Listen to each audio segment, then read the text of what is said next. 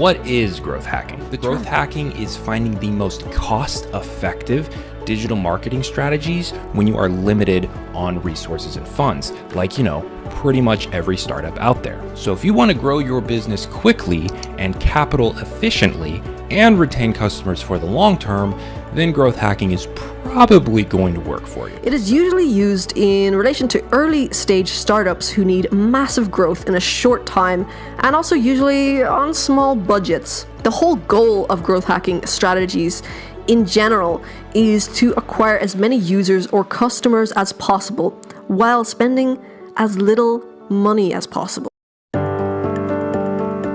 Great talk. Thank you.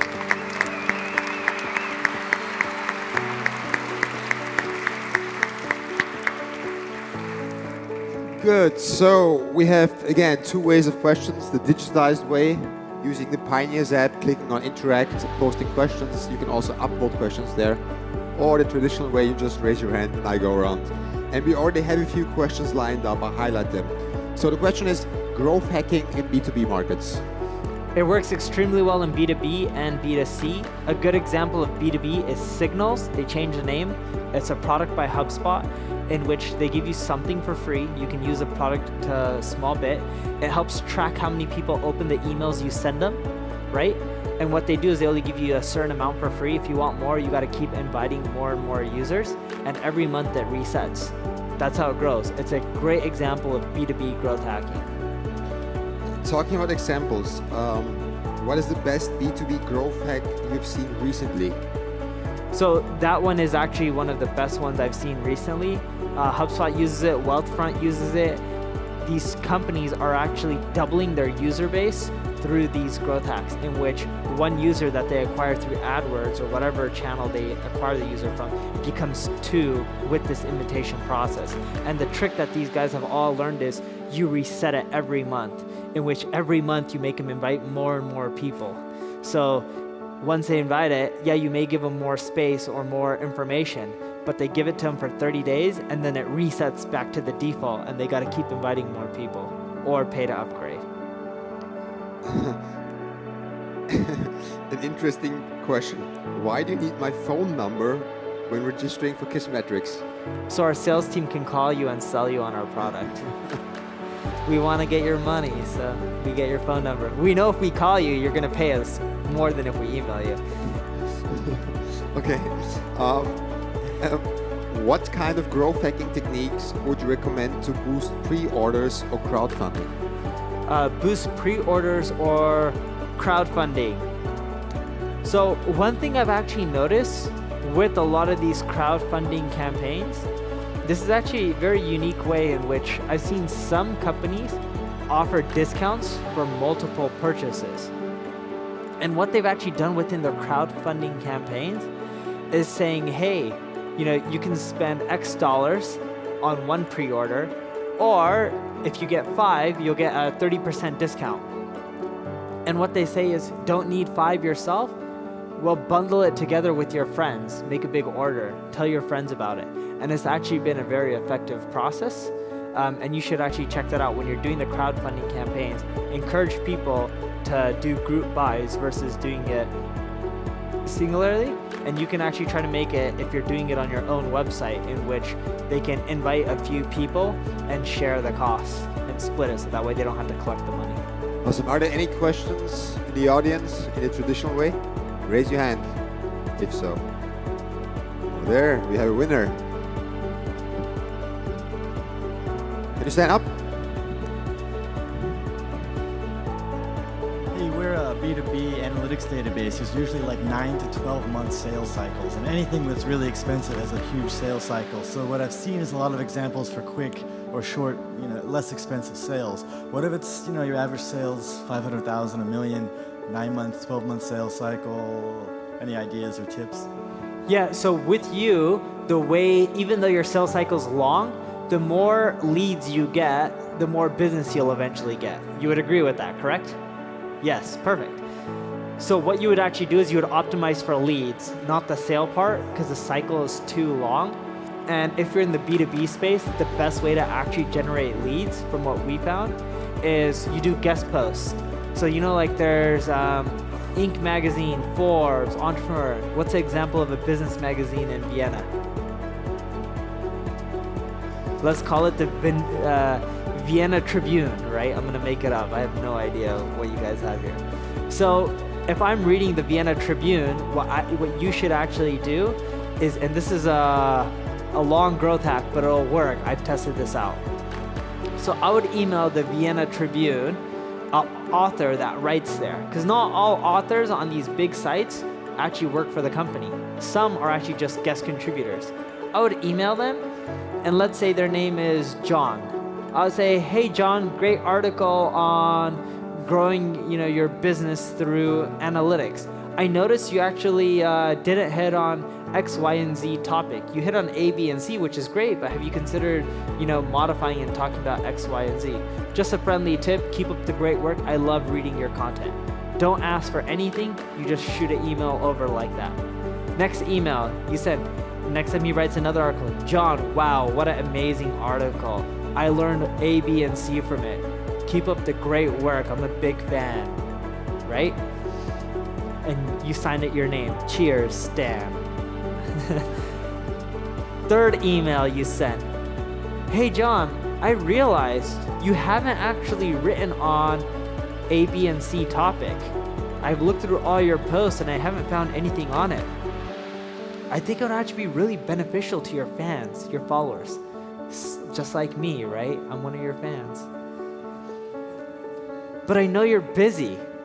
So if you don't have the time to write, no worries. You've already done so much for me. If you want, I can just write the article for you, right?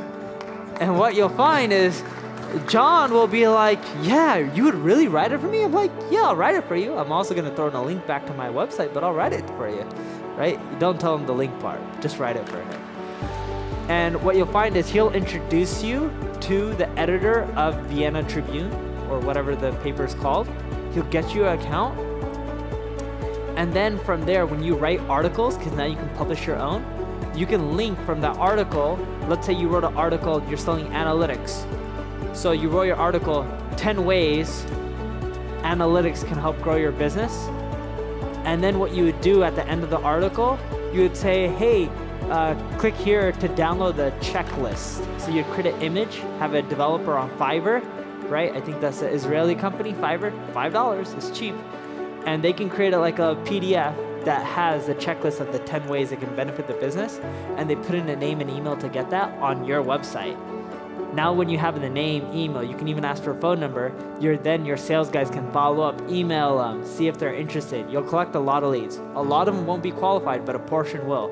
You'll actually make a ton of revenue for this. And this strategy works.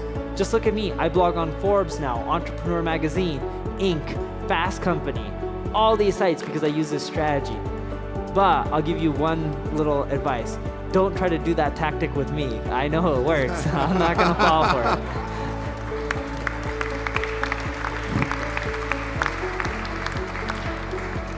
Randy, we have a question from Slido, which is growth hacking in two-sided business models, chicken and egg problem.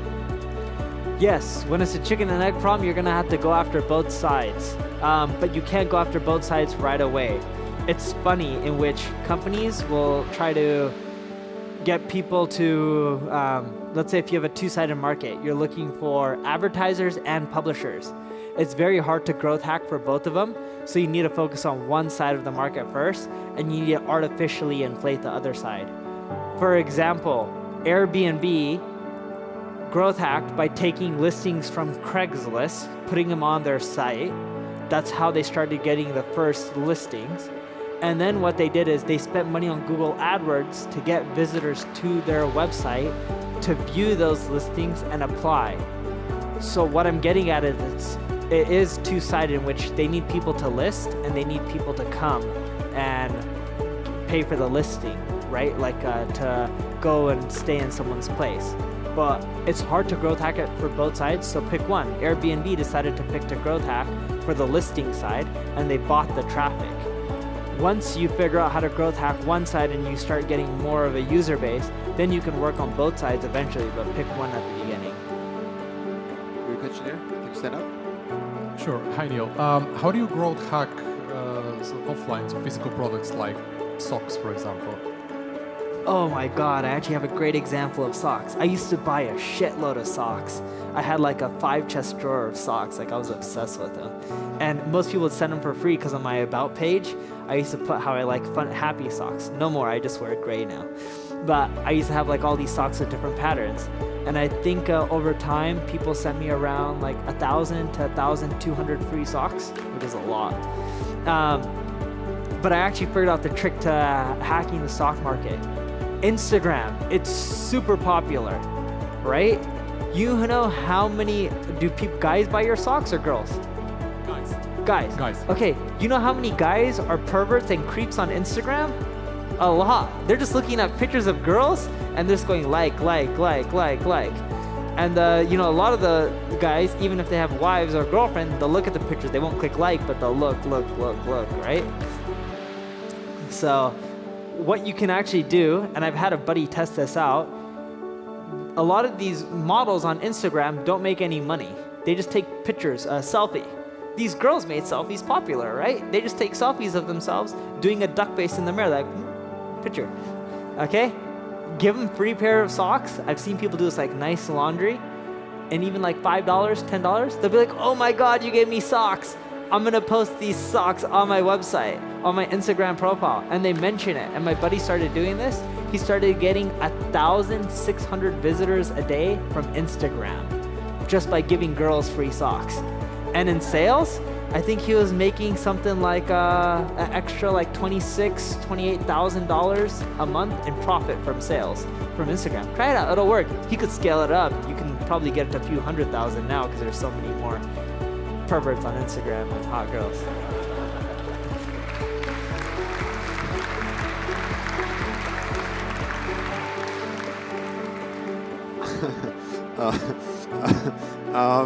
Next question, sorry. Are you laughing because are you on Instagram? Thank you. That's a video now, thank you. No. So the next question had like 22 upvotes. How do you growth hack the app downloads in the App Store? Do you want the legitimate answer or the shady answer? Shady. Through Mechanical Turk, you can get a shit ton of upvotes for dirt cheap, and you'll actually skyrocket to the top of the App Store. Check it out. Mechanical Turk, have you guys heard of that? It's a place where there's people all around the world who are looking to make a penny, literally 1 penny, and you can pay them like a fraction of a penny. I don't know what you call it in Europe. I know in London it's a pence, right? Pence or something like that. Cents here. Cents. Okay, so it's a cent. You can give people like 1 cent for 5 upvotes. Like it's that dirt cheap, and people will go and just like your product, upvote it, download it, etc. all on the App Store. Check it out. The legitimate way. I don't want to sound shady, so I'm going to give you the legitimate way as well. With upvotes, it comes down to actually partnering up with other people. Some people think, oh, you get a lot of press, you'll get upvotes and stuff like that. Usually in-app usage creates good upvotes. So as you're using your application, you say, hey, have you upvoted? If you upvote it, we'll give you more coins, we'll give you more features, whatever it may be. The other thing you actually want to do is there's other applications out there in which they'll promote your product and upvoting it and rating it and leaving comments if you pay them. And that's a great way to skyrocket your App Store ranking. It's expensive though. Mechanical Turk is kind of the cheapest.